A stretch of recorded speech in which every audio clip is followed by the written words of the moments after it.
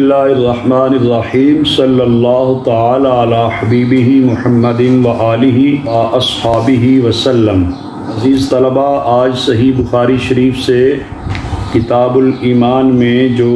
बाब है बाब उमूरिल ईमान, ये इंशाअल्लाह ताला पढ़ेंगे तर्जुमातुल बाब। और फिर इसके तहत जो हज़रत सैयदना इमाम बुखारी रहमतुल्लाह अलैह ने हदीस शरीफ ज़िक्र की है, हदीस शरीफ नंबर 9 है, उसको इंशाअल्लाह ताला पढ़ेंगे। सैयदना इमाम बुखारी रहमतुल्लाह अलैह हदीस शरीफ के ऊपर जो तर्जुमातुल बाब क़ायम करते हैं, इस हवाले से पहले भी बताया है कि हज़रत इमाम बुखारी रहमतुल्लाह अलैह की फ़िक़्ह और इज्तिहाद जो है वो तर्जुमातुल बाब से यहाँ होता है कि आपको अल्लाह तबारक व तआला ने कितनी सलाहियतों से माला माल कर रखा है और कितनी मुज्तहिदाना शान रखते हैं। तो आज के सबक में हज़रत इमाम बुखारी रहमतुल्लाह अलैह ने ये जो तर्जुमातुल बाब में 2 कुरानी आयात का तज़किरा फरमाया, ये हदीस शरीफ के साथ जो तर्जुमातुल बाब की मुताबकत है उसका मैं ज़िक्र करूँगा कि ये बाब है उमूरिल ईमान। तो उमूर ईमान से मतलब ये है कि ईमान के मुख्तलिफ़ उमूर और मुख्तलिफ़ मुताल्लिक़ात। तो कुरानी आयात जो ज़िक्र की हैं उनके अंदर भी मुख्तलिफ़ चीज़ें ज़िक्र की गई हैं कि हकीकत में नेकी क्या है और कामयाब मोमिन कौन सा है। 2 आयतों का उन्वान बनता है और आगे उसके तहत मुख्तलिफ़ चीज़ें जो नेक आमाल बनते हैं उनका ज़िक्र कुरान मजीद में किया गया और जिन नेक काम करने वालों को कामयाब करार दिया गया उनका तज़किरा किया गया। तो ये गोया के मुख्तलिफ़ उमूर का तज़किरा है। तो इसी तरह हदीस शरीफ जो ज़िक्र की है उसके अंदर भी हया के शोबा जात बयान किए हैं, तो वो भी एक नहीं है, वो भी 60 से ज़ायद शोबा जात का तज़किरा मिलता है। तो ये गोया के हज़रत इमाम बुखारी साहब रहमतुल्लाह अलैह का जो नुक्ता नज़र था कि आमाल और अफ़ाल जो होते हैं, अक़वाल हैं, वो ईमान के अज्ज़ा बनते हैं। तो हज़रत सैयदना इमाम बुखारी साहब रहमतुल्लाह अलैह इस तर्जुमातुल बाब में कुरानी आयात ज़िक्र करके और आगे हदीस नबवी ज़िक्र करके ये बताना चाहते हैं कि जो है वो ईमान के अज्ज़ा होते हैं, जबकि अहनाफ अलैहिर्रहमा के नज़दीक जो है ईमान तस्दीक क़ल्बी का नाम है। तो ये जो मुख्तलिफ़ उमूर हैं इनके मुताल्लिक़ फरमाते हैं कि ये मुताल्लिक़ात ईमान हैं और इनकी बदौलत जो है वो ईमान के कमाल के अंदर इजाफ़ा होता चला जाता है। तो ये बहरहाल पहले चूँकि मैंने अर्ज़ कर दिया था कि ये एक निज़ा लफ्ज़ी है, बाकी इसका महाल या इसका नतीजा जो है वो एक ही होता है। वो सारे अगर अज्ज़ा जिनको वो शुमार करते हैं और अहनाफ उन्हीं मुताल्लक़ात कहते हैं वो पाए जाएँ तो ईमान कामिल होता है, अगर वो ना पाए जाएँ तो नफ्स ईमान तस्दीक का जो नाम है वो बरकरार रहे तो अल्लाह तबारक व तआला की तरफ से नजात नसीब हो जाएगी, हमेशा जहन्नम में नहीं रहेगा जिसके पास नफ्स ईमान की दौलत मौजूद है। हाँ, अगर उसके अमाल सालिहा हैं, नेक अमाल हैं, अच्छे अक़वाल हैं तो उनकी बदौलत उसका ईमान कामिल होगा। अगर किसी शख्स ने सारी ज़िंदगी नेक अमाल किए तो अल्लाह के फ़ज़ल से उम्मीद है कि वो जहन्नम से बचकर ईमान कामिल की बदौलत जन्नत में जाएगा और वो दुखूल फिन्नार से बच जाएगा, अल्लाह ताला उसे जन्नत में दाखिला अता फ़रमाएगा। बहरहाल ये जो ईमान के मुख्तलिफ़ शुबाजात और उमूर का तज़किरा किया है तर्जुमातुल बाब में 2 कुरानी आयात ज़िक्र करके, इसमें एक आयत करीमा तो सूरा अल बकरा की आयत नंबर 177 है। इसे आप तफसील से पढ़ भी लीजिए और इसका तर्जमा भी। मैं जो है सिर्फ इसमें इख्तिसार के साथ यही अर्ज़ करता हूँ कि अल्लाह तबारक व तआला ने फरमाया लैसल बिर्र अन तुवल्लू वजूहकुम क़िबल मशरिक़ वल मग़रिब, कि ये नेकी नहीं है कि तुम अपने चेहरे जो है मशरक़ मग़रिब की तरफ करो, यानी एक समत का तयन जो है ये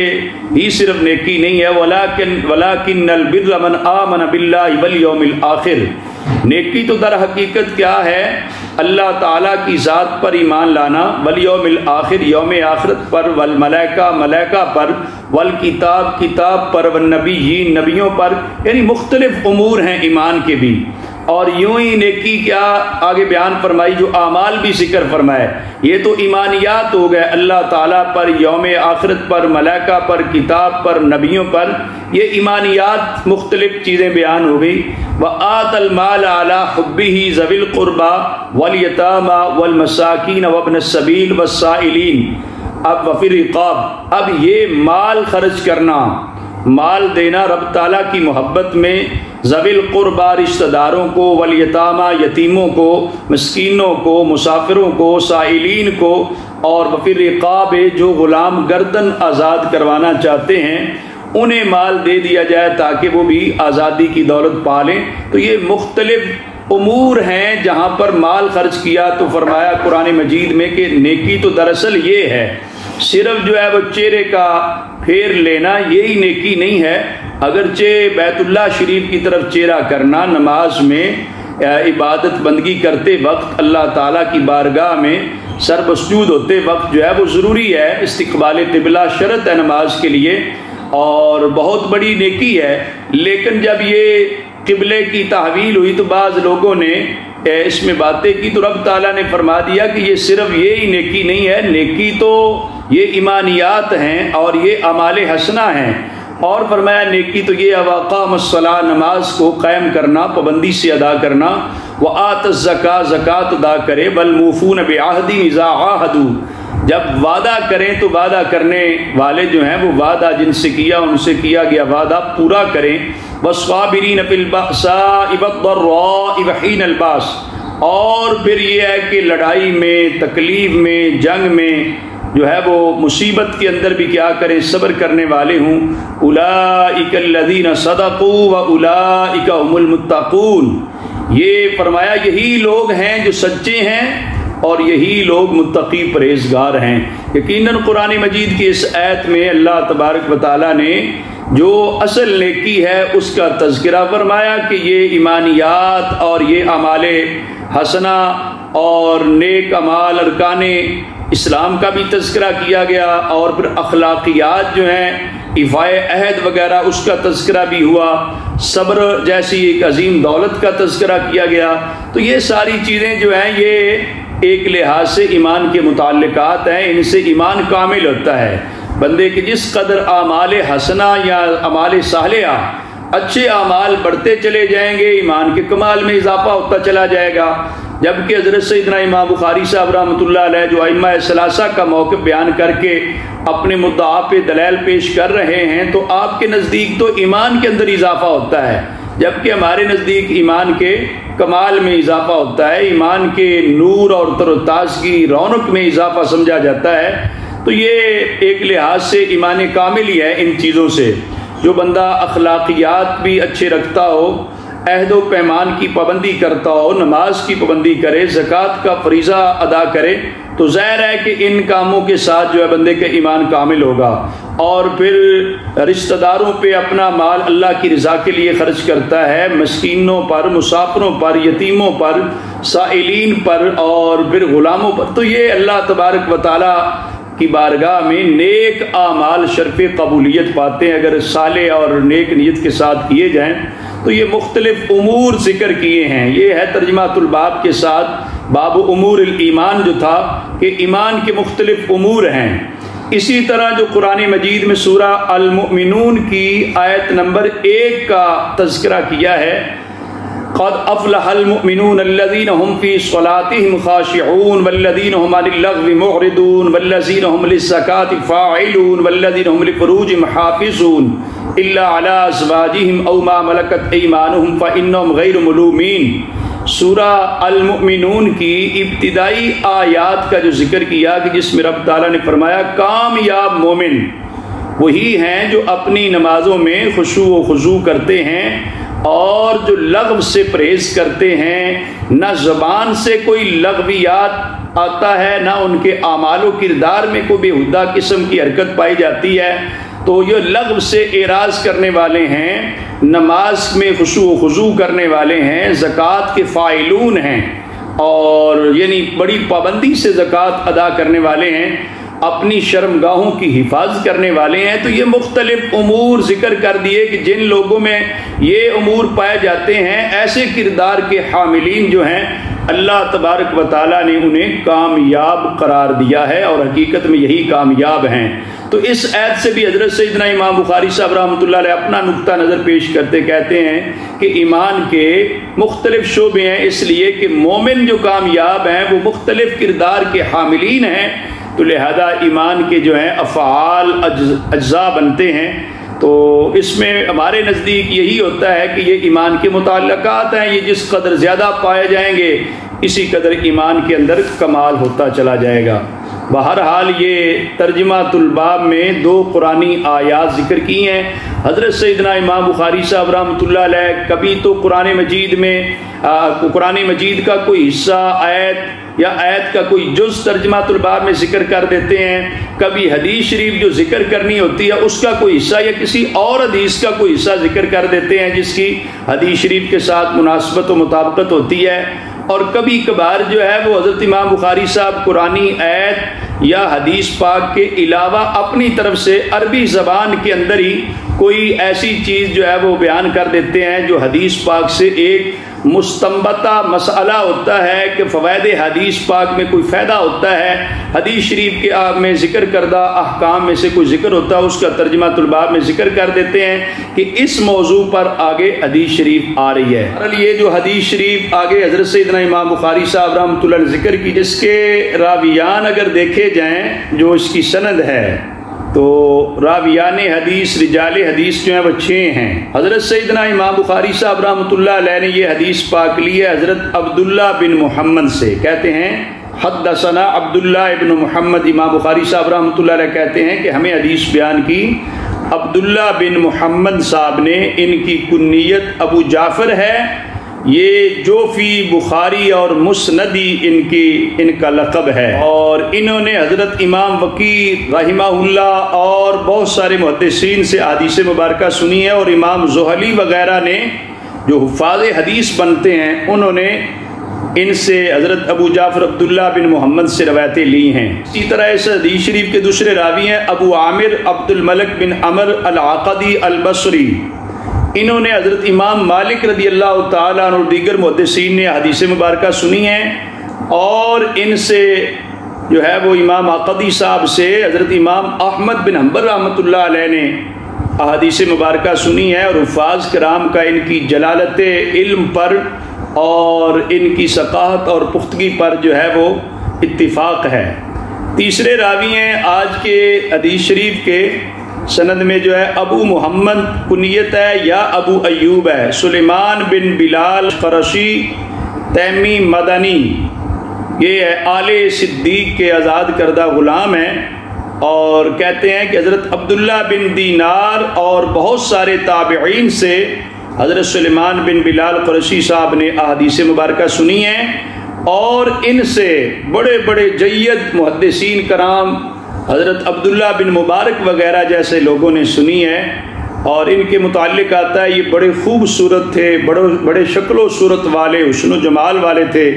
بڑے دانشور تھے، اور آپ مفتی بھی تھے، جو ہے وہ شہر میں فتویٰ ان کا چلتا، مدینہ منورہ کے خراج کے یہ نگران بھی رہے، جو خراج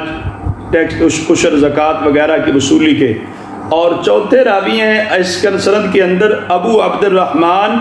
عبداللہ بن دینار، یہ حضرت عبداللہ بن دینار رضی اللہ تعالیٰ عنہ عمر بن دینار کے بھائی ہیں، یہ بھی قریشی ہیں، ادوی ہیں، مدنی ہیں، ابن عمر رضی اللہ عنہما کے آزاد کردہ غلام ہیں۔ کے متعلق آتا ہے کہ یہ بھی ثقہ راوی ہیں، اور ہوا ثقۃ باتفاق، ان کے ثقہ ہونے پر بھی اتفاق ذکر کیا گیا۔ پانچویں راوی ہیں اس سند میں ابو صالح زکوان السمان زیات مدنی صاحب، ان کے متعلق کہتے ہیں کہ یہ بزرگ جو ہیں راوی محدث، یہ جو ہے وہ باقاعدہ طور پہ تیل اور زیتون کا جو ہے یہ کاروبار بھی کرتے تھے، کوفہ لے جاتے، تو اس وجہ سے ان کو سمان اور الزیات کہا جاتا تھا کہ تیل کا کاروبار کرنے کی وجہ سے، یعنی محدث عظیم ہوتے ہوئے بھی اپنا رزق حلال کماتے اور رزق حلال کمانے کے لیے کاروبار کرتے تھے۔ واتفقوا علی توثیقہ، ان کی جو ہے وہ پختگی پر بھی اہل علم کا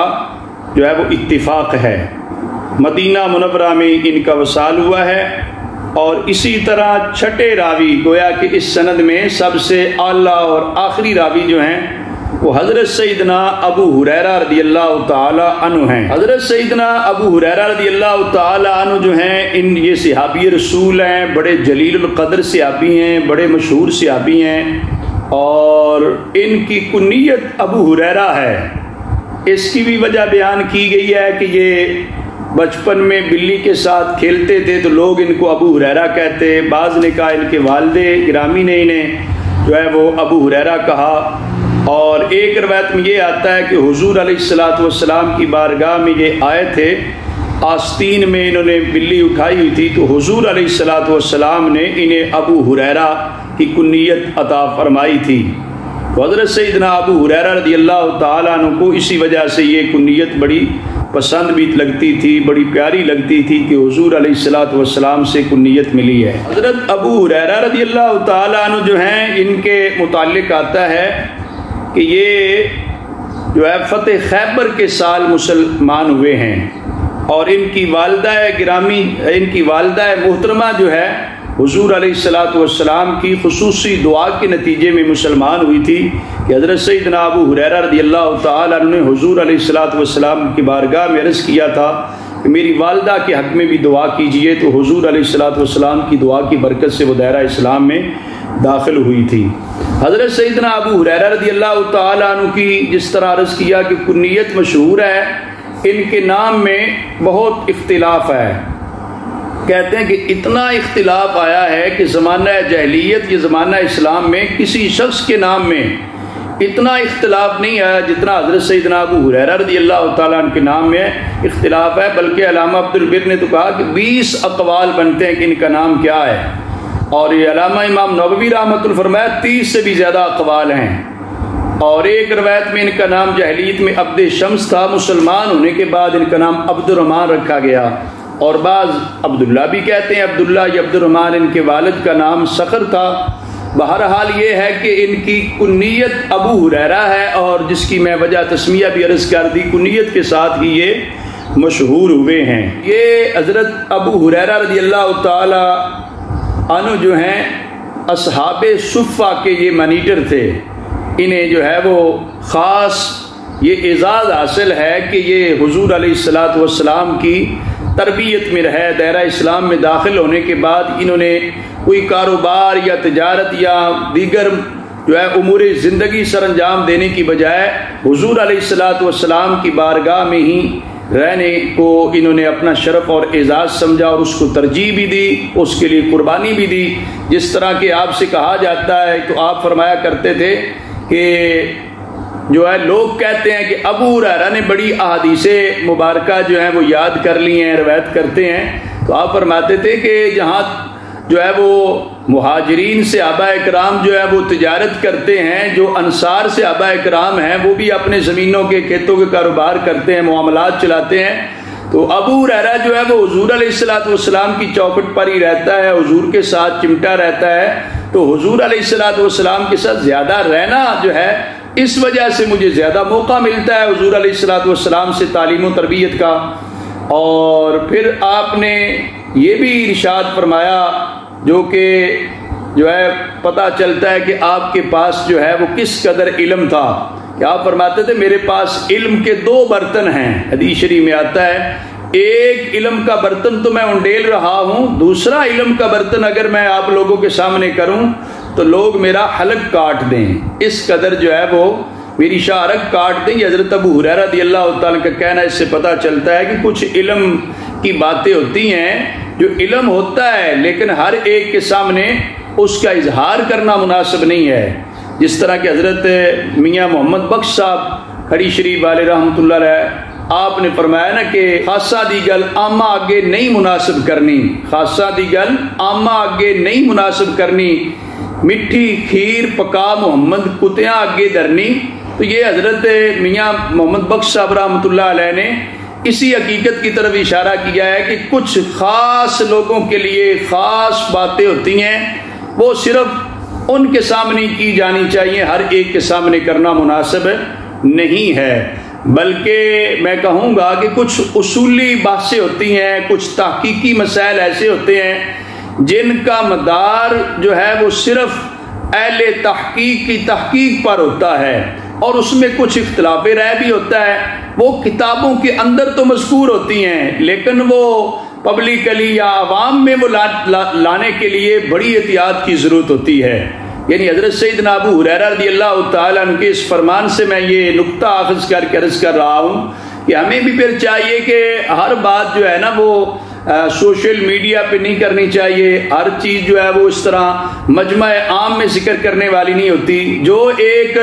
ریسرچ بورڈ میں تحقیق کے میدان میں اہل تحقیق مل کے کوئی بات کر سکتے ہیں تو وہ قابل اعتراض نہیں بنتی کہ فلاں نے یہ کہا، فلاں نے یہ کہا، یہ رائے بھی ملتی ہے، یہ رائے بھی ملتی ہے، تو وہی بات اگر جو ہے وہ سر عام جو ہے مجمع میں کر دی جائے تو پھر عوام کے اذہان اس بات کو قبول نہ کر سکتے ہوں یا ان کا اتنا ہاضمہ نہ ہو، ان کا اتنا فہم اور بصیرت نہ ہو، تو اس سے آگے پھر خلفشار اور انتشار بنتا ہے۔ اس وجہ سے میں مناسب سمجھتا ہوں کہ ہمیں حضرت سیدنا ابو ہریرہ رضی اللہ تعالی عنہ جو صحابہ کرام رضوان اللہ علیہ مجمعین میں سب سے بڑے راوی حدیث بنتے ہیں، اس لحاظ سے کہ جو امت تک احادیث نبویہ پہنچی ہیں وہ سب سے زیادہ روایات حضرت سیدنا ابو ہریرہ رضی اللہ تعالیٰ عنہ کے حوالے سے پہنچی ہیں۔ جس طرح کہ آتا ہے جو ہے 5374 احادیث مبارکہ یہ حضرت سیدنا ابو ہریرہ رضی اللہ تعالیٰ سے پہنچی ہے۔ تو آپ نے فرمایا کہ میرے پاس 2 علم کے برتن ہیں، ایک علم کا برتن تو میں انڈیل کے تمہیں سراب کر رہا ہوں، دوسرا علم کا برتن جو ہے وہ میں تمہارے سامنے زہر نہیں کر رہا۔ اس سے ہی کہتے ہیں کہ ایک علم کا زہر ہوتا ہے، ایک علم کا جو ہے وہ باطن ہوتا ہے۔ علم کا زہر جو ہوتا ہے وہ تو لوگوں کے سامنے پیش ہو جاتی باتیں، لیکن اس کی حقیقت یا باطن کو سمجھنے کے لیے کچھ اور بصیرت اور فہم و دانش چاہیے ہوتا ہے۔ بہرحال حضرت سیدنا ابو ہریرہ رضی اللہ تعالیٰ کی اس فرمان سے میں تو سمجھتا ہوں بڑی آسانی سے یہ بات سمجھی جا سکتی ہے، اگرچہ اس فرمان پہ جب ہم ذکر کریں گے اس کی تفصیل بھی بیان کریں گے، وہ علم کے 2 برتن سے مراد کیا ہے، اس کو محدثین کرام نے، شارحین حدیث نے کیا ذکر کیا، لیکن اتنی بات تو ضرور ہے جو سرسری میں عرض کر رہا ہوں ان کے حالات زندگی میں کہ آپ نے اگر ایک علم کا برتن ظاہر کیا دوسرا نہیں کیا تو اس سے ہمارے لیے سبق ہے کہ ہم بھی ہر بات جو ہے وہ سوشل میڈیا پہ بیٹھ کر یا ٹی وی چینل پہ بیٹھ کر یا پبلک میں مجمع عام میں بیٹھ کر ہر بات نہ کریں۔ جو اہل تحقیق کی بات جو ہے وہ ایک ریسرچ بورڈ میں ہونی چاہیے، ایک تحقیق کے ادارے میں بیٹھ کے ہونی چاہیے، وہ اہل علم و فضل اور اہل تحقیق کے سامنے ہونی چاہیے، وہ ہر ایک کے سامنے کرنا مناسب نہیں ہے۔ حضرت سیدنا ابو ہریرہ رضی اللہ تعالیٰ عنہ کو اتنا جو علم حاصل ہوا، اس کی ایک وجہ تو وہ بیان کرتے ہیں کہ مہاجرین صحابہ جو ہے وہ تجارت کے میں لگے رہتے، مصروف اور زیادہ وقت ادھر گزرتا تھا، اور اسی طرح جو انصار صحابہ کرام ہے وہ بھی مطلب ہے اپنے زمینوں کے پیداوار، کھیتوں، فصلوں کے کاموں میں مصروف رہتے، لیکن حضرت سیدنا ابو ہریرہ کہتے ہیں کہ ابو ہریرہ تو حضور کے ساتھ ہی چمٹے رہتے تھے ہر وقت، تو اور بڑے مشکل حالات میں پھر آپ نے حضور علیہ الصلوۃ والسلام کے پاس رہ کر جو ہے وہ علم دین پڑھا، احادیث نبویہ لی ہیں۔ وہ جس طرح کے واقعہ ملتا ہے کہ ایک دودھ کا پیالہ حضور علیہ الصلوۃ والسلام کی بارگاہ میں آیا جو حضرت ابو ہریرہ رضی اللہ تعالیٰ عنہ اور تمام اصحاب صفہ نے پیا، جس کو اللہ حضرت عظیم البرکت امام شاہ احمد رضا بریلوی رحمۃ اللہ علیہ نے اپنے نعتیہ دیوان ہدیہ بخشش میں ذکر کیا ہے کہ کیوں جناب ابو ہریرہ تھا وہ کیسا جامع شیر جس سے 70 صاحبوں کا دودھ سے منہ بھر گیا۔ تو یہ حضرت ابو ہریرہ رضی اللہ تعالیٰ عنہ سے حضور علیہ الصلوۃ والسلام نے جو عطا کی اور نوازش کی، دودھ کا پیالہ پیش کیا تھا، تو یہ حضرت ابو ہریرہ رضی اللہ تعالیٰ عنہ کا کھانا پینا بھی مختصر ہی تھا۔ اس سے پتہ چلتا ہے کہ جو طالب علم ہیں، دینی مدارس و جامعات کے طلبہ ہیں، ان سے بھی میں گزارش کروں گا کہ اگر وہ چاہتے ہیں کہ ہم علم کو زیادہ حاصل کر لیں تو انہیں تمام تر توجہ حصول علم پہ رکھنی چاہیے، اور پھر آج کل مختلف ٹیوشن پڑھانا اور مختلف اکیڈمی جوائن کرنا اور بھی بہت سارے معاملات کر رہے ہوتے ہیں، وہ یکسوئی اور توجہ انہیں حاصل نہیں ہوتی جو اخذ علم اور حصول علم کے لیے ضروری ہے۔ نتیجہ یہ نکلتا ہے کہ وہ بغیر درسیات تو پڑھ لیتے ہیں اور ڈگری ہولڈر ہو جاتے ہیں، لیکن ان کے اندر وہ قابلیت، وہ صلاحیت نہیں آتی۔ تو انہیں چاہیے کہ پھر اگر صفہ کا فیضان لینا ہے تو اصحاب صفہ کی سیرت و کردار کو اپنائیں۔ اصحاب صفہ کے جو منیٹر تھے حضرت سیدنا ابو ہریرہ رضی اللہ تعالیٰ عنہ، ان کا کردار پڑھیں کہ وہ کتنے مطلب ہے مختصر سے کھانے اور مختصر سے پینے پر گزارا کر کے جو ہے وہ وہاں پر رہتے تھے۔ تو لہٰذا دوران طالب علمی جو ہے ہمیں عیش و عشرت کی طرف نہیں جانا چاہیے، نہ ہی ایسی چیزوں کو خیال میں لانا چاہیے۔ تو جو محنت اور مشقت سے علم پڑھا جاتا ہے، ہمارے بزرگ فرماتے ہیں، سلف صالحین کا کہنا ہے کہ اس علم کے حصول کے اندر بڑی برکت ہوتی ہے کہ بظاہر علم تھوڑا ہوتا ہے، لیکن جس وقت وہ تقسیم کرنے کے لیے مسند تدریس پہ فیض ہوتا ہے، اللہ تبارک و تعالیٰ کی طرف سے بہت بڑی مہربانی اس کے شامل حال ہوتی ہے۔ بہرحال حضرت سیدنا ابو ہریرہ رضی اللہ تعالیٰ کی اپنی ذاتی محنت، کاوش، کوشش سب کچھ موجود ہوتے ہوئے ایک خاص بات جو میں عرض کرنا چاہتا ہوں وہ یہ ہے کہ حضرت سیدنا ابو ہریرہ رضی اللہ تعالیٰ عنہ نے ایک بار جو ہے حضور علیہ الصلوۃ والسلام کی بارگاہ میں اپنے حافظے کے متعلق عرض کر لیا تھا۔ کچھ لوگ ہوتے ہیں جو بزرگوں کی صحبت میں رہتے ہیں اور وہ کسی حکمت و تدبر سے، دانشمندی سے، محبت و عقیدت سے وہ کوئی خاص وقت ہوتا ہے دعا لے لیتے ہیں۔ تو حضور علیہ الصلوۃ والسلام کی تو دعائیں ساری مستجاب ہوتی ہیں، آپ کا تو ہر وقت ہی مبارک اور ہر لمحہ ہی آپ کا نہ جانے کتنی برکتوں کا حامل ہے، لا تعداد برکتوں رحمتوں کا حامل ہوتا ہے۔ تو حضرت سیدنا ابو ہریرہ نے بھی حضور کی بارگاہ میں عرض کر لیا، جو کہ کتاب العلم میں صحیح بخاری شریف میں آپ تفصیلاً حدیث پاک پڑھیں گے تو اس دن انشاءاللہ اس پہ تبصرہ کریں گے۔ عرض کر لیا کہ آقا حضور میں آپ سے حدیثیں تو بہت ساری سنتا ہوں لیکن بھول جاتا ہوں۔ نبی کریم صلی اللہ علیہ وآلہ وسلم نے ارشاد فرمایا تھا ابسط رداک، اپنی چادر بچھائیے۔ حضرت ابو ہریرہ کہتے فبسطت، دیر نہیں لگائی، یہ نہیں سوچا کہ چادر بچھاؤں گا تو مجھے کیا ملے گا، حضور کیا دیں گے، فرمایا چادر بچھائیے۔ تو ابو ہریرہ فرماتے ہیں فبسطت، میں نے فوراً چادر کو بچھایا۔ نبی کریم صلی اللہ علیہ وآلہ وسلم نے اپنے ہاتھ مبارک کا چلو بنایا اور چلو بنا کر جو ہے وہ چادر کے اوپر انڈیلا، اور حضرت ابو ہریرہ رضی اللہ تعالیٰ کو حکم فرمایا کہ اس چادر کو لپیٹ لے اور سینے سے لگا لے۔ اب محدثین کرام، شارحین حدیث، شارحین بخاری بھی اس حدیث پاک میں جب بات کریں گے میں بتاؤں گا کہ وہ بظاہر حضور علیہ الصلوۃ والسلام کے ہاتھ مبارک میں کوئی چیز نہ تھی، لیکن یہ ہے کہ حضور تو مالک کونین ہیں، تو حضور علیہ الصلوۃ والسلام اگر خالی ہاتھ کی بھی خیرات عطا کر دیں تو اس کے اندر بھی اتنی برکت و عظمت ہوتی ہے کہ حضرت ابو ہریرہ کو خالی ہاتھ کی بظاہر خیرات ملی، لیکن تمام صحابہ کرام میں جو ہے حدیث شریف کی روایت کرنے کے اعتبار سے جو شہرت عظمت انہیں حاصل ہوئی ہے، باقی جو ہے صحابہ کرام رضوان اللہ علیہم اجمعین کو نہیں ہوئی، اس لیے کہ اکثر روایات، سب سے زیادہ روایات جو امت تک پہنچی ہیں وہ حضرت سیدنا ابو ہریرہ رضی اللہ تعالیٰ عنہ کی نسبت اور ان کے نام سے ہیں۔ تو یہی اعلیٰ حضرت امام شاہ احمد رضا بریلوی رحمۃ اللہ علیہ فرماتے ہیں، مالک کونین ہیں گو پاس کچھ رکھتے نہیں، دو جہاں کی نعمتیں ہیں ان کے خالی ہاتھ میں، کہ حضور کا ہاتھ مبارک اگر بھرا ہوتا تو پھر کیا کچھ ابو ہریرہ کو مل جاتا، ابھی تو خالی ہاتھ کی خیرات دی تھی۔ تو حضرت ابو ہریرہ کہتے ہیں فما نسیت شیئا بعد، کہتے ہیں کہ پہلے تو کوئی حدیث بھی مجھے یاد نہیں رہتی تھی، بھول جاتی تھی، اب تو میں کوئی بات بھی سن لوں تو اس کے بعد کوئی چیز مجھے بھولتی نہیں ہے، نہ حدیث شریف سننے کے بعد بھولتی ہے، نہ کوئی اور بات سننے کے بعد بھولتی ہے، اتنا حافظہ قوی اور مضبوط ہو گیا۔ تو یہ حضور علیہ الصلوۃ والسلام کی دعا کی برکت سے ہے۔ حضرت ابو ہریرہ رضی اللہ تعالیٰ کی یہ علمی شہرت، روایت حدیث کی یہ خصوصیت اور امتیازی شان جو ہے، اس کے پس منظر میں دعائے رسول صلی اللہ علیہ وآلہ وسلم کار فرما ہے۔ بہرحال یہ چند چیزیں میں نے عرض کی ہیں۔ حضرت سیدنا ابو ہریرہ رضی اللہ تعالیٰ چونکہ اس حدیث پاک کے جو ہے وہ راوی بنتے ہیں، تو ایک قول حضرت ابو ہریرہ رضی اللہ تعالیٰ کا اپنا قول مبارک ہے، یہ بھی میں ذکر کر دیتا ہوں تاکہ اس میں آپ کو اندازہ ہو کہ بندے کو اپنی حقیقت بھی پھر نہیں بھولنی چاہیے۔ جس منصب پر پہنچ جائے، جتنا بڑا علامہ فہمہ بن جائے، علم و فضل کا امام بن جائے، اسے اپنی حقیقت اور اپنی اوقات جو ہے اس کو ضرور مد نظر رکھنا چاہیے۔ حضرت سیدنا ابو ہریرہ رضی اللہ تعالیٰ عنہ کے متعلق آتا ہے کہ آپ فرمایا کرتے تھے نشأت یتیما وہاجرت مسکینا وکنت اجیرا لبشرى بنت غزوان خادما لها فزوجنیہ اللہ تعالی فالحمد للہ الذی جعل الدین قواما وجعل ابا ہریرہ اماما وقال وکنت ارى غنما۔ تو آگے پھر الگ بات کر رہے ہیں کہ وہ بکریاں چرایا کرتا تھا،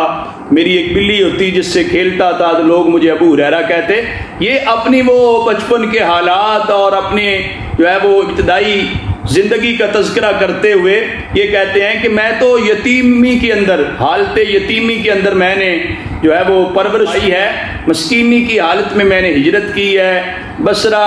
بن غزوان کا نوکر بنا، انہوں نے میری شادی بھی کر دی۔ اس اللہ کا شکر ہے جس نے دین کو پش بنا بنایا،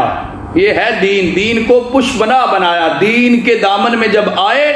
پھر وہ عظمت اور شان ملی جس کا کوئی اندازہ نہیں ہے۔ فرماتے ہیں کہ فالحمد للہ الذی جعل الدین قواما، ساری تعریف اس اللہ رب العزت کی ہے، میں شکر ادا کرتا ہوں رب تعالیٰ کا جس نے میرے لیے دین کو پش بنا دیا ہے۔ اور وجعل ابا ہریرہ اماما، ابو ہریرہ رضی اللہ تعالیٰ عنہ کو امام بنا دیا۔ تو یہ ساری عظمتیں اور شانیں جو ہے حضرت ابو ہریرہ رضی اللہ تعالیٰ عنہ کو جو ہے وہ نصیب ہوئی۔ آپ کثرت احادیث مبارکہ بیان کرنے کے باوجود روزانہ 1000 رکعت نفل پڑھتے تھے، اور 78 سال کی عمر پا کر مدینہ منورہ میں آپ کا وصال ہوا۔ اور حضرت ابو ہریرہ رضی اللہ تعالیٰ عنہ یہ دعا مانگا کرتے تھے کہ اے اللہ 60 کی ہجری اور چھوکروں کی حکومت سے پناہ مانگتا ہوں۔ تو دعا قبول ہوئی، یزید پلید کے تسلط سے سال بھر پہلے ہی جو ہے آپ واصل بحق تعالیٰ ہو گئے۔ یہ حضرت سیدنا ابو ہریرہ رضی اللہ تعالیٰ عنہ کے مختصر حالات زندگی ہیں۔ اللہ تبارک و تعالی ہم طالبان حدیث شریف کو بھی حضرت سیدنا ابو ہریرہ رضی اللہ تعالی عنہ کے جو ہے وہ ذوق اخذ حدیث پاک سے حصہ عطا فرمائے، اور نبی کریم صلی اللہ علیہ وآلہ وسلم کی حدیث مبارکہ کو صحیح معنوں میں پڑھنے، سمجھنے، عمل کرنے کی توفیق عطا فرمائے۔ یہ جو ہے وہ سند پر بات میں نے کی ہے راویان حدیث میں سے حضرت سیدنا ابو ہریرہ رضی اللہ تعالیٰ عنہ کو، اور جو آج کی حدیث پاک ہے جو آپ نے عبارت پڑھی ہے اس کے راویوں پر تو بات ہو گئی۔ آخری راوی حضرت سیدنا ابو ہریرہ رضی اللہ تعالیٰ عنہ ہیں۔ آپ فرماتے ہیں کہ نبی کریم صلی اللہ علیہ وآلہ وسلم نے ارشاد فرمایا الایمان بضع وستون شعبہ والحیاء شعبۃ من الایمان۔ ایمان جو ہے وہ 60 سے زائد شعبہ جات ہیں، ایمان کے 60 سے زائد شعبہ جات ہیں، اور فرمایا حیا جو ہے وہ ایمان کے شعبہ جات میں ایک شعبہ ہے، ایمان کے شعبوں میں حیا ایک شعبہ ہے۔ یہ میرے آقا علیہ الصلوۃ والسلام کا فرمان مبارک ہے جس میں سرکار دو عالم صلی اللہ علیہ وآلہ وسلم نے جو ہے وہ ایمان کے مختلف شعبہ جات ذکر فرمائے ہیں۔ شعبہ جو ہے اس کا معنی ٹکڑا ہوتا ہے، گروہ ہوتا ہے، درخت کی شاخ کو بھی کہتے ہیں۔ تو یہاں پر ایمان سے مراد ایمان کامل ہے، اور شعبوں سے مراد وہ اعمال صالحہ ہیں جو ایمان کی علامات ہیں، ایمان کے متعلقات ہیں، جن کی بدولت ایمان کامل ہوتا ہے۔ اور یہاں پر ایک بات یہ بھی عرض کرتا چلوں کہ ایک حدیث شریف میں تو یہ آیا کہ الایمان بضع وستون شعبہ، ایمان جو ہے وہ 60 سے زائد شعبہ جات ہیں۔ ویسے بضع جو ہے یہ بکسر با بھی ہے اور بفتح با بھی ہے، بدع دونوں طرح پڑھا جاتا ہے۔ اس میں اہل علم نے بات کرتے ہوئے کہا ہے کہ یہ جو ہے وہ 3 سے 5 کے عدد کا بھی اور 5 سے 7 تک بھی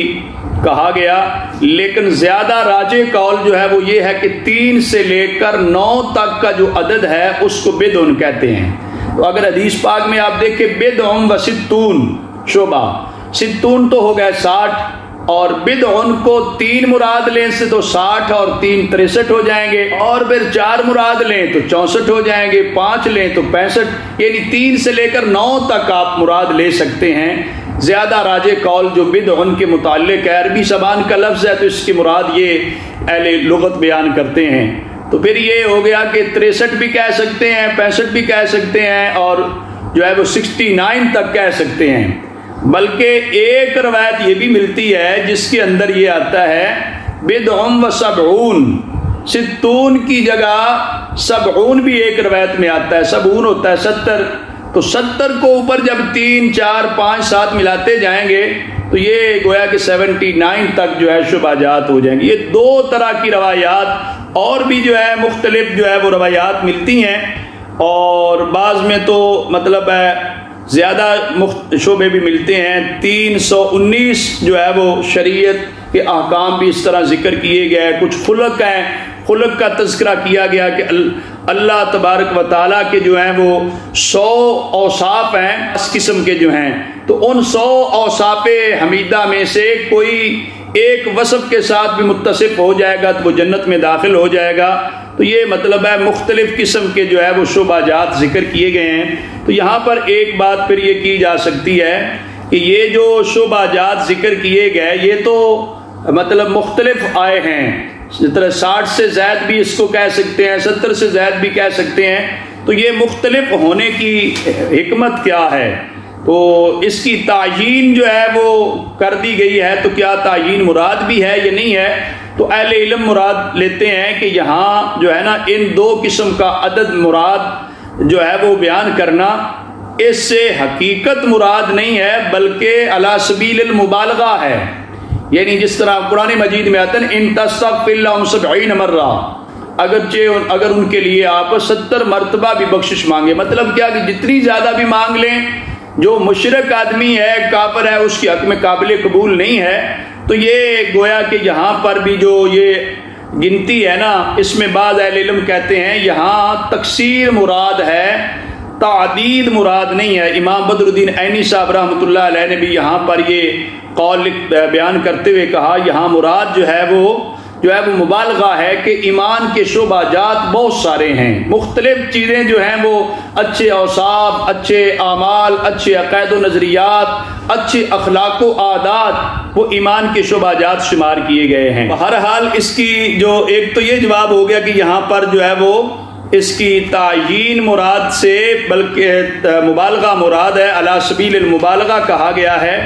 اور اس کی تعیین میں کہتے ہیں کہ کتنے شعبہ جات ہیں۔ محدثین کرام کی جماعت نے بڑی اس پہ بحثیں کی ہیں، اور اہل علم نے پوری بکس لکھی ہیں، کتب لکھی ہیں، جس طرح کہ امام ابو عبداللہ حلیمی صاحب نے بھی ایک کتاب لکھی ہے فوائد المنہاج کے نام سے، اس کے اندر بھی ایمان کے شعبہ جات پہ انہوں نے تفصیلی بحث کی ہے۔ حافظ ابو بکر بہقی صاحب نے شعب الایمان لکھی ہے، اور اسحاق ابن قرطبی وغیرہ نے بھی لکھی ہے، کتاب النساء لکھی ہے، امام ابو حاتم نے وصف الایمان و شعبی لکھی ہے، اور امام بدر الدین عینی رحمۃ اللہ علیہ جو صحیح بخاری شریف کے سب سے اچھے شارح اور سب سے عمدہ محقق ہیں، آپ فرماتے ہیں لم ارى احدا منهم شفى العلیل ولا ارب الغلیل، کہتے ہیں کہ میں نے جتنے لوگوں کو بھی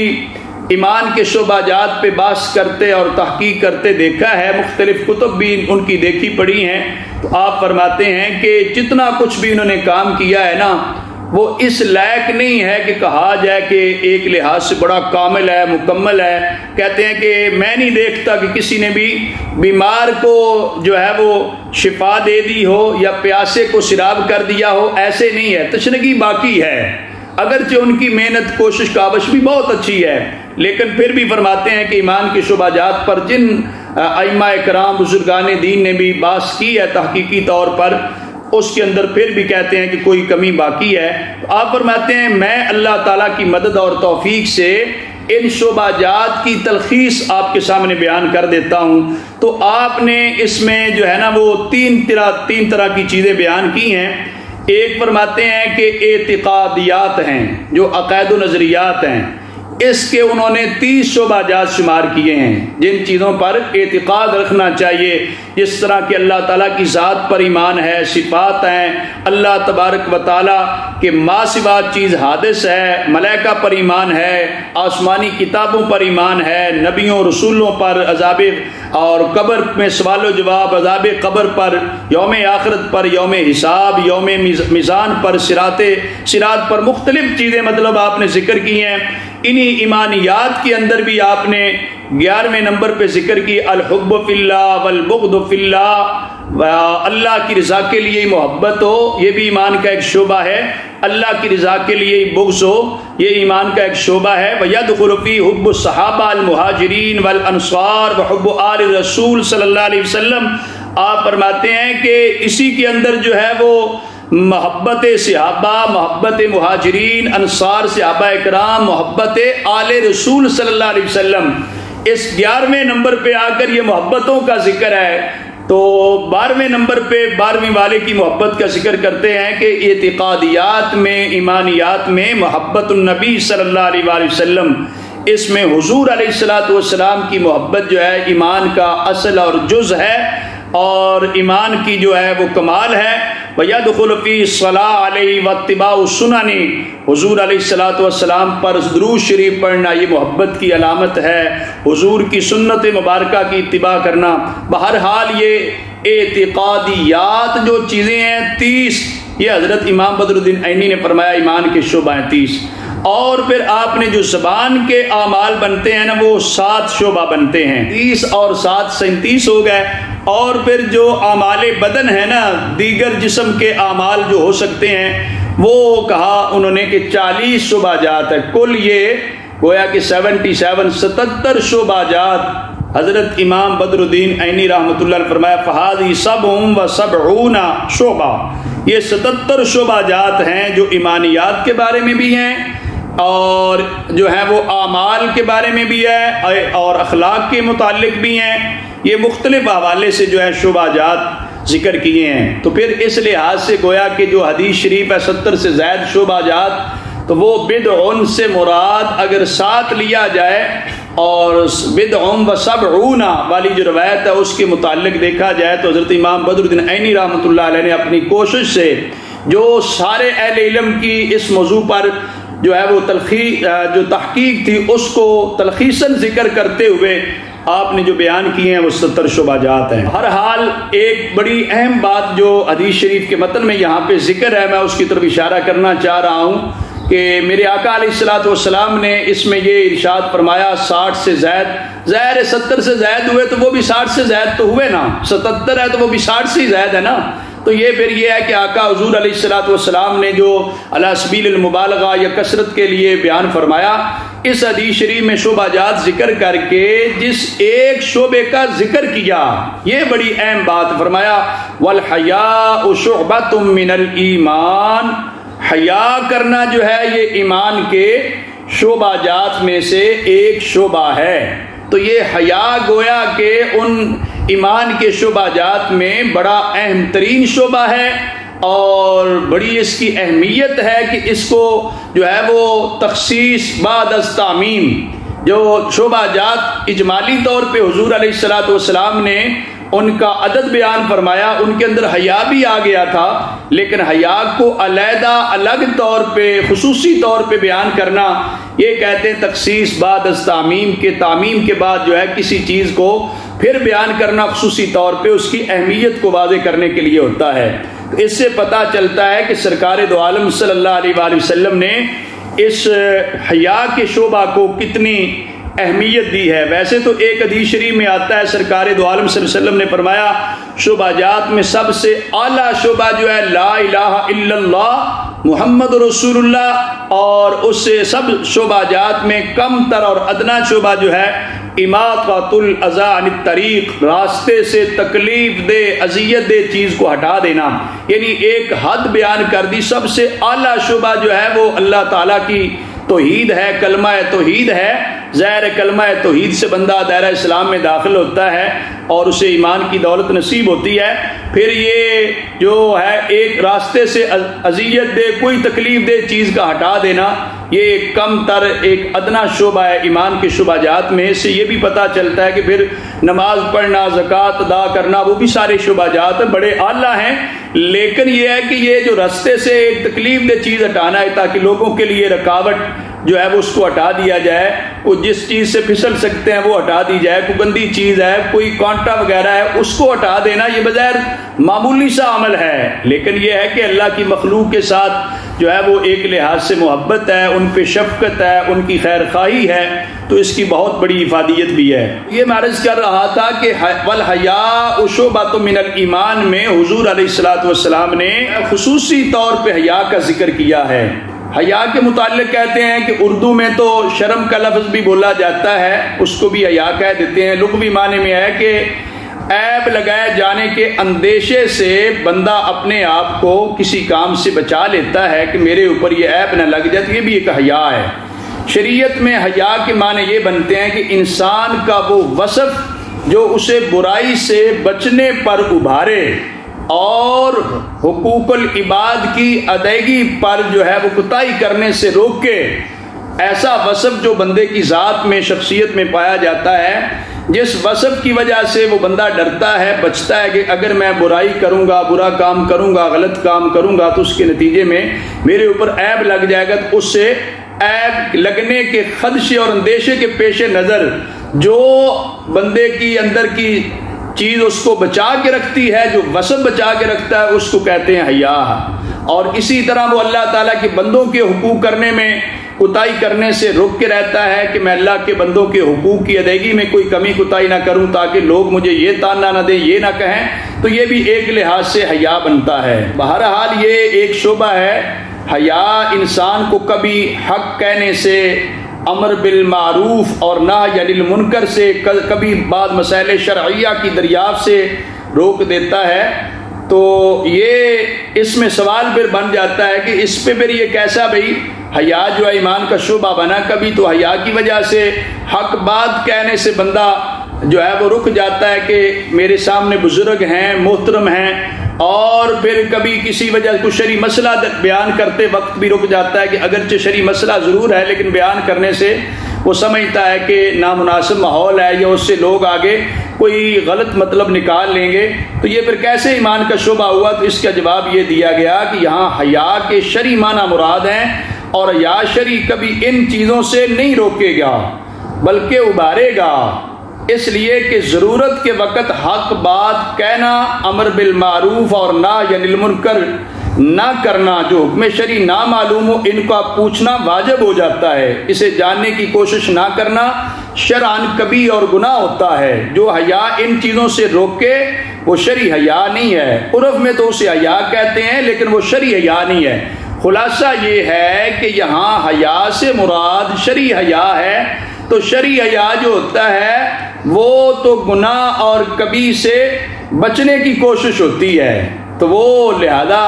اس میں جو ہے وہ بندہ تو کوشش کرتا ہے، عند ضرورت جو ہے حق بات بھی کہتا ہے، امر بالمعروف بھی کرتا ہے، نہی عن المنکر بھی کرتا ہے. جو اس کو شرعی حکم معلوم نہ ہو وہ مطلب پوچھتا بھی ہے. تو جو ایک عرف میں حیا کہتے ہیں وہ اور چیز ہوتی ہے. اور اس میں کہتے ہیں کہ یہ شبہ بھی دور ہو گیا کہ جو کہا گیا کہ حیا فطری چیز ہے، پیدائشی طور پہ آدمی میں پایا جاتا ہے، تو یہ پھر ایمان کی شاخ کیسے بن گیا؟ اس پر بھی شارحین حدیث نے بحث کرتے کہا کہ حیا شعبہ ایمان اس لیے بن گیا کہ یہاں حیا سے مراد جو وہ کیفیت یا وصف جو ایک طبعی طور پہ، فطری طور پہ بندے کی اندر پیدائشی طور پہ پایا جاتا ہے وہ مراد نہیں ہے. یہاں شرعی حیا ہے جس کا جو ہے حاصل کرنے کی جو ہے وہ ترغیب بھی دی گئی ہے اس حدیث پاک میں بھی، اور بھی پھر یہ ہے اس میں بندے کا اپنا ذاتی کسب اور عمل دخل جو ہے وہ موجود ہوتا ہے. لہذا شرعی حیا جو ہے وہ مراد ہے جو ایمان کا شعبہ بنتا ہے، اور یہ ایک بڑا اہم ترین معاملہ ہے. اور حدیث شریف میں تو یہاں تک بھی آیا الحیاء لا یأتی الا بخیر. یہ حیا کے فضائل میں ہے کہ حیا ہمیشہ خیر ہی لاتا ہے. اور ایک یہ بھی ہے کہ الحیاء خیر کلو، سارے کا سارا جو ہے نا خیر حیا ہی ہے. حیا کو تمام خیر قرار دیا گیا. اس سے آپ اندازہ لگا سکتے ہیں کہ یہ حیا کی کتنی بڑی عظمت و اہمیت ہے، بلکہ سرکار دو عالم صلی اللہ علیہ وسلم کے اس فرمان مبارک میں جہاں حیا کے 60 سے زائد شعبہ جات کا ذکر کیا گیا تو اس میں خصوصی طور پہ انفرادی طور پہ حیا کا ذکر کرنا بھی اس بات کی دلیل ہے کہ حیا کی کتنی بڑی عظمت ہے، کتنی بڑی شان ہے۔ اور حضرت سیدنا عثمان غنی رضی اللہ تعالیٰ عنہ کو دیکھا جائے تو حضور علیہ الصلوۃ والسلام کے سارے صحابہ کرام حیا کے علم بردار تھے، لیکن حضرت سیدنا عثمان غنی کو یہ وصف حیا جو ہے خصوصی طور پہ ودیت تھا اور امتیازی طور پہ انہیں یہ ودیت تھا۔ حضرت سیدنا عثمان غنی رضی اللہ تعالیٰ جب بارگاہ نبی میں آئے تو حضرت سیدنا ابو بکر صدیق، حضرت سیدنا عمر فاروق رضی اللہ تعالیٰ عنہ، شیخین کریمین رضی اللہ عنہما بھی باری باری حضور کے پاس آئے تو حضور علیہ الصلوۃ والسلام گھر میں جس طرح آدمی بے تکلف بیٹھا ہوتا ہے اس حالت میں تشریف فرما تھے۔ جب سیدنا عثمان غنی رضی اللہ تعالیٰ نے دروازہ کھٹکھٹایا تو حضور علیہ الصلوۃ والسلام نے اپنے مبارک لباس کو جو ہے وہ پنڈلیوں کو ڈھانپ لیا۔ اس پر حضرت ام عائشہ صدیقہ رضی اللہ عنہ نے عرض کیا تھا، یا رسول اللہ صلی اللہ علیہ وسلم، ابو بکر آئے میرے والد گرامی، حضرت عمر فاروق آئے، آپ دستور بیٹھے رہے۔ جب سیدنا عثمان غنی آئے تو اس وقت آپ نے ان کو اجازت بعد میں دی ہے، پہلے اپنی پنڈلی وغیرہ پہ کپڑا جو ہے وہ ڈھانپ لیا، کپڑا سے پنڈلیاں ڈھانپ لی۔ اس کی وجہ کیا ہے تو حضور علیہ الصلوۃ والسلام نے اس موقع پر ارشاد فرمایا تھا، اے عائشہ کیا میں ایسے شخص سے حیا نہ کروں تستحیی منہ الملائکہ، جس سے ملائکہ بھی حیا کرتے ہیں۔ یہ ہے حیا عثمان غنی۔ حضور نے فرمایا کہ کیا ایسے شخص میں الا استحیی من رجل تستحیی منہ الملائکہ، ایسے شخص سے میں حیا نہ کروں جس سے جو ہے وہ ملائکہ اللہ کے فرشتے بھی حیا کرتے ہیں۔ حضرت سیدنا عثمان غنی رضی اللہ تعالیٰ کو یہاں جود و کرم اور سخاوت مشہور ہے، ساتھ ان کا یہ وصف حیا بھی مشہور ہے۔ بہرحال جن خوش نصیب لوگوں کو حیا کا وصف نصیب ہوتا ہے وہ باکمال لوگ ہوتے ہیں، عظیم لوگ ہوتے ہیں۔ آج تو سوشل میڈیا کی وجہ سے اور ویسے بھی پرفتن دور ہے، اس میں لوگ جتنے بے لگام ہوتے ہیں، بے باک ہوتے ہیں، کسی کی پرواہ نہیں کرتے، بے حیا ہوتے ہیں، اتنے لوگ ہی وہ جو ہے سوشل میڈیا کی زینت بنتے ہیں اور زیادہ مشہور ہوتے ہیں۔ لوگ کہتے ہیں کہ وہ بڑا آدمی ہو گیا، لیکن کچھ تو شہرت کے لیے ہی کوئی غلط قسم کی بے باکی کرتے ہیں اور ایسی جسارتیں کرتے ہیں جس سے انہیں اور زیادہ شہرت ملتی ہے۔ جس طرح کہتے بدنام ہوں تو کیا نام نہیں ہوگا، تو کچھ تو جو ہے وہ جھوٹا نام کمانے کے لیے، جھوٹی شہرت اور تسنوں کے لیے جو ہے وہ لوگ جو ہے وہ اس طرح کی حرکتیں کرتے ہیں۔ بہرحال حیا ایک بڑا اچھا وصف ہے، حیا جو ہے وہ ہمیں کرنا چاہیے۔ حیا کا یہ تقاضا ہوتا ہے بزرگوں کا احترام کیا جائے، بزرگوں کی بات کا احترام کیا جائے، ان کی آراء تجویز کا احترام کیا جائے۔ ہر جگہ مناسب نہیں ہوتی ہر بات کرنے کی، آدمی سمجھے کہ میں بات نہیں کروں گا تو شاید میں کچھ چھوٹا ہو جاؤں گا، ایسی بات نہیں ہوتی، بلکہ چاہیے کہ کچھ ایسے مقام ہوتے ہیں جہاں پہ بندے کو حیا جو ہے کرنا بڑا ہی فائدہ مند ثابت ہوتا ہے اور اس کے اپنے درجات کی بلندی کا سامان بنتا ہے۔ لیکن عزیز طلبہ ایک یہ بھی عرض کروں گا کہ حیا جو ہے جو جھجک کے معنی میں ہے نا عرفی طور پر، اصول علم میں یہ حیا نہیں ہونا چاہیے۔ اصول علم میں حضرت امام اعظم ابو حنیفہ رضی اللہ تعالیٰ عنہ کا بھی قول مبارک ہے، ایک متکبر آدمی علم نہیں حاصل کر سکتا جو تکبر کرنے والا ہے، اور دوسرا جو مستحی، فرمایا جو حیا کرنے والا ہے، جو ایسا حیا جو جھجک کے معنی میں ہے، جو ایک استاد سے سوال کرنے میں جھجک ہے، بات پوچھنے میں جھجک ہے، مسئلے کی توضیح تحقیق پوچھنے میں جھجک ہے،